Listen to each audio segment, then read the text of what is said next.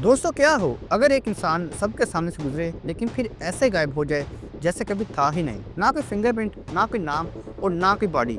सिर्फ सवाल एक प्लेन और एक छलांग जिसने अमेरिका की एफबीआई को भी चक्कर में डाल दिया था। 224 नंबर 1971 पोर्टलैंड इंटरनेशनल एयरपोर्ट जो कि ओरिगोन अमेरिका में है, हॉलीडे ट्रैवल से भरा हुआ था। इस भीड़ में एक शख्स डार्क बिजनेस सूट और रेन कोट पहने हुए north west Orient airlines counter पर आया। उसने एक वन वे टिकट कैश में खरीदा पोर्टलैंड से सीटल तक और अपना नाम बताया डैन कूपर। आई विटनेसेस ने बाद में बताया कि वो बिल्कुल नॉर्मल सा आदमी लग रहा था। मिड 40s का, डार्क सनग्लासेस के पीछे ब्राउन आंखें, नीटली पार्टेड ब्लैक हेयर और एक क्लिप ऑन टाई। उसके हाथ में सिर्फ एक ब्रीफ केस और एक पेपर बैग था। ये फ्लाइट बोइंग 727 टेक ऑफ करती है 36 पैसेंजर्स के साथ। इस आदमी का सीट नंबर 18E था, प्लेन के बिल्कुल पीछे। जैसे ही प्लेन हवा में उठा, कूपर ने बोरबोन और 7 अप ऑर्डर की, एक सिगरेट जलाई और कैबिन का आराम से सर्वे करते हुए बैठा रहा। थोड़ी देर बाद फ्लाइट अटेंडेंट फ्लोरेंस शेफनर को एक फोल्डेड नोट दिया। पहले तो फ्लोरेंस ने सोचा कोई पर्सनल मैसेज होगा, लेकिन कूपर ने कहा, मिस नोट देख लीजिए, मेरे पास बॉम्ब है। नोट पर लिखा था, I have a bomb in my briefcase and want you to sit by me. Briefcase खुला, लाल सिलेंडर्स, वायर्स, बैटरी सब असली लग रहा था। कूपर की डिमांड सिंपल थी, $2 लाख कैश और 4 पैराशूट। कॉकपिट से मैसेज एफबीआई तक पहुंचा। पैसेंजर्स को सिर्फ मैकेनिकल इशू के बहाने बताया गया। नीचे रैंसम और पैराशूट्स अरेंज होने लगे। 5:45 PM पर सीटल टकोमा एयरपोर्ट पर प्लेन रिमोट एरिया में पार्क हुआ। कूपर ने 36 पैसेंजर्स रिलीज किए, बदले में कैश का बैग और पैराशूट्स लिए। काम एक्सप्रेशन के साथ बोर्बन सिप करता रहा, फिर बोला, प्लेन मैक्सिको सिटी जाएगा, लो एल्टीट्यूड पर, landing gate down, flap 15 degrees और रियर स्टेयरवे नीचे। 7:45 PM पर प्लेन दोबारा उठा। इस बार सिर्फ कूपर और क्रू ऑन बोर्ड थे। अंधेरी तूफानी रात में कूपर ने पैराशूट पहना, कैश का बैग बांधा। रात के 8 बजे कॉकपिट में वार्निंग लाइट जली, रियर स्टेयरवे खुल गया था। पायलट ने पूछा, डू यू नीड हेल्प? जवाब आया, नो। ये उसकी जिंदगी का आखिरी सुना गया शब्द था। साउथ वेस्टर्न वाशिंगटन के जंगलों के ऊपर डीबी कूपर रात के अंधेरों में जंप कर गया और हमेशा के लिए गायब हो गया। न कभी उसका पैराशूट मिला, ना कैश, ना असली पहचान। एक आदमी जिसने हिस्ट्री का सबसे डेयरिंग हाईजैक किया और आसमान में खो गया था। 2 नवंबर 1971 अमेरिका एक मिस्ट्री के जाल में उलझ चुका था। डीबी कूपर, एक नाम जो असल में एक रिपोर्टर की गलती से पढ़ा, ने बोइंग 727 हाईजैक करके $2 लाख लूट लिए और पैराशूट के साथ अंधेरों में गायब हो गया। हाईजैकिंग के कुछ घंटों बाद एफबीआई और लोकल पुलिस ने कोड नेम रखा, नोट जैक।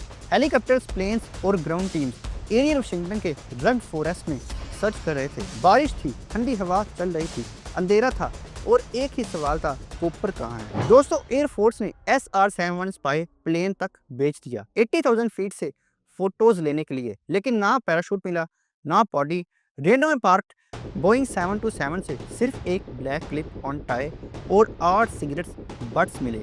फिंगरप्रिंट्स तक एक भी मैच नहीं। और सुनो, कूपर अपना हैंड रिटन नोट वापस ले गया था, एक भी सबूत ना छोड़ा। क्या प्लान था ये? दोस्तों, एफबीआई ने ex military, sky divers, airline staff सब चेक किए। 100 सस्पेक्ट लिस्ट में आए, लेकिन हर लीड एक डेड एंड थी। और फिर ट्विस्ट आया, अगले साल कई ज्यादा कॉपी कैट हाईजैकिंग्स हुए। एक रिचर्ड मकोए जूनियर ने तो सेम क्राइम रिपोर्ट किया, लेकिन वो कुछ दिन बाद में पकड़ा गया। इन केसेस के बाद एयरपोर्ट्स में मेटल डिटेक्टर्स लगे, बैगेज एक्सरेज शुरू हुए और बोइंग 727 पर कूपर वेन का लॉक लगाया गया। और दोस्तों, 9 साल बाद एक छोटा लड़का ब्रायन इंग्रम रिवर बैंक पर मिट्टी खोद रहा था। उसने $6,000 के $20 बिल्स निकाले। सिरे नंबर वही जो कॉपर के रैंसम के थे, लेकिन ये पैसे पानी से खराब थे, मिट्टी में दबे हुए। क्या ये रिवर से वाश होके आए या इंटेंशनली बरी किए गए थे ताकि एफबीआई कंफ्यूज हो जाए? बाय 1986 15 साल बाद इन्वेस्टिगेशन स्लो थी। दोस्तों, लीड एजेंट्स का मानना था शायद कूपर जंप में मर गया। एक केस जो धमकी से शुरू हुआ था अब सिर्फ एक अफसाना बन चुका था। 245 ईयर्स यानी 45 साल की लगातार इन्वेस्टिगेशन के बाद 2016 में एफबीआई ने फाइनली डीबी कूपर केस की एक्टिव हंट बंद कर दी थी। फाइलिंग कैबिनेट 60 वॉल्यूम्स के बल्कि केस फाइल से भरे हुए थे।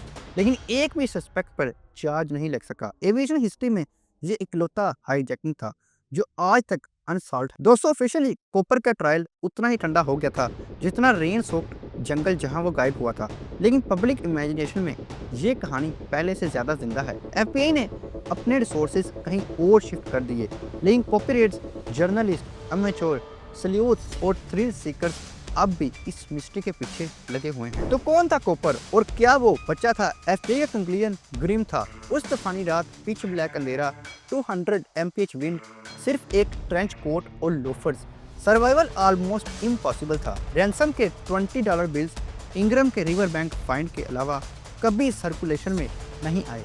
शायद वो मर गया या पैसा जंगल में खो गया। फिर भी न बॉडी मिली न पैराशूट। क्लोजर कभी नहीं आया। 1000 से ज्यादा सस्पेक्ट्स इन्वेस्टिगेट हुए, ex paratroopers, Vietnam vets, ex cons, हत्ता के एयरलाइन स्टाफ, लेकिन हर लीड डेड एंड थी। Richard McCoy junior, army veteran जिसने 1972 में आइडेंटिकल हाईजैकिंग किया था। स्काई डाइविंग स्किल्स, रिजेम्बलेंस सब मैच करता था, लेकिन एज और अलिबी मिसमैच थे। Sheridan Peterson, Boeing employee, expert smoke jumper, profile perfect था, लेकिन ब्लू आइज थी, जबकि विटनेस ने ब्राउन देखी थी। डेथ बेड कन्फेशन भी आए। 1995 में डुआन वेबर ने अपनी वाइफ से कहा, मैं डैन कूपर हूँ। उसके पास कुछ अनकैनी डिटेल्स थी, लेकिन डीएनए और फिंगरप्रिंट्स मैच नहीं हुए। 1994 में Kenneth Christiansen, ex north west airlines employee ने अपने भाई से क्रिप्टिक बात कही। हाईजैकिंग के बाद कैश से घर खरीदा। सस्पिशियस था, लेकिन प्रूफ नहीं था। 2023 में एक सस्पेक्ट के बच्चों ने एफबीआई को एक हिडन पैराशूट और बैकपैक दिया, लेकिन प्रूफ अब भी नहीं मिला। 200 डीबी कूपर सिर्फ एक केस नहीं, एक मॉडर्न अमेरिकन मिथ है। एक आदमी जिसने किसी को चोट नहीं पहुंचाई, इम्पॉसिबल चैलेंज लिया और फिर हवा में गायब हो गया। क्या वो मर गया था या आज भी कहीं जिंदा है? शायद हम कभी ना जान पाए, और शायद वही इस कहानी का असली चार्म है।